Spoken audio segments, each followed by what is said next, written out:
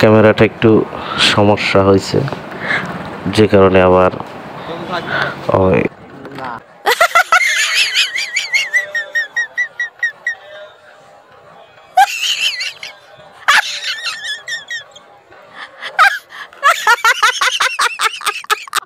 ক্যামেরাটা ঠিক করার জন্য এই মানে ভিডিওটা করা।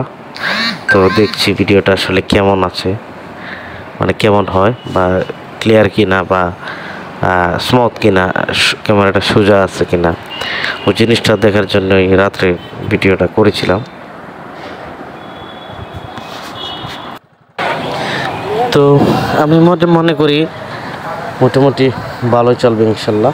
তো ক্যামেরাটা মোটামুটি স্মুথ হয়েছে, বাট হচ্ছে আপনার ওই কী বলে মোটামুটি ভালোই ফিটিং হয়েছে। তো এটার যে দেখার জন্যই আসলে রাত্রের এটুকু ভিডিও করা। তো বেশি দূর আজকে কোথাও যাব না, বা বেশি কিছু বলবো না। তো ভালো থাকবেন সবাই, আজ এই পর্যন্তই।